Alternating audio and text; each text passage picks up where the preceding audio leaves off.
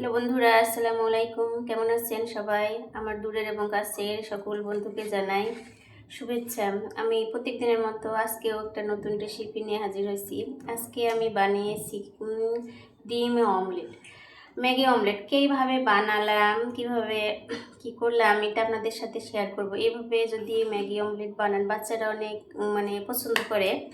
এভাবে পরিবেশন করলে বাচ্চারা আগ্রহ সহকারে খায়। আমি কীভাবে বানালাম সেটা আপনাদের সাথে শেয়ার করব রান্নার মাধ্যমে। আর বেশি কথা বললাম না, চলেন রান্নায় যাওয়া যাক। আমি নিয়ে নিয়েছি 1 প্যাকেট নুডলস, পেঁয়াজের ফুল, গাজর, আলু, টমেটো এবং ডিম।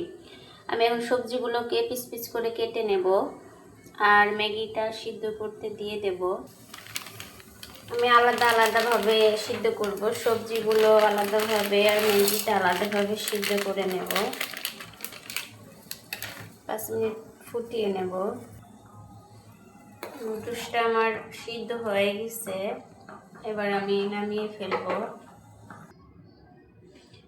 আমি সবজিগুলো এভাবে পিস পিস করে কেটে নিয়েছি পরিষ্কার করে। তারপরে এখন আমি ফ্রাই প্যানটা চুলায় দিয়ে দেব।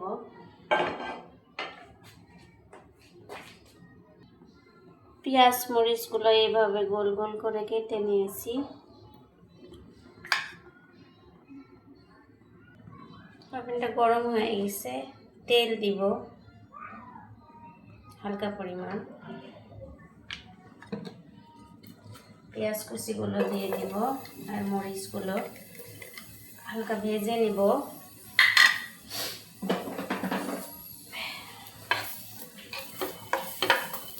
2 মিনিট ভেজে নিব। এবার আমি একে একে সবজিগুলো দিয়ে দিব, দিয়ে আবারও ভেজে নেব।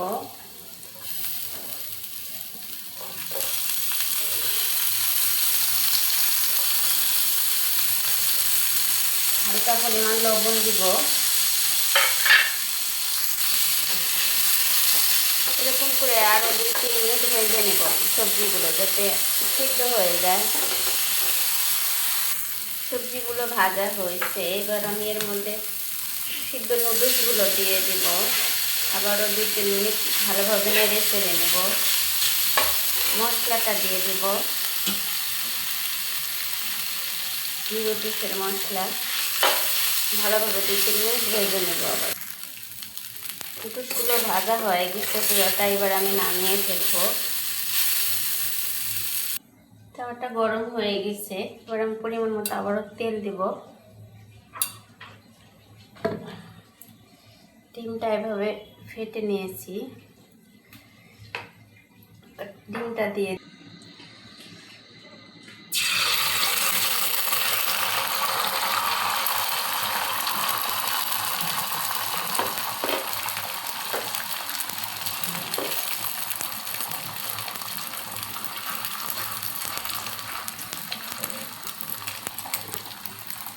ভেজে নেব।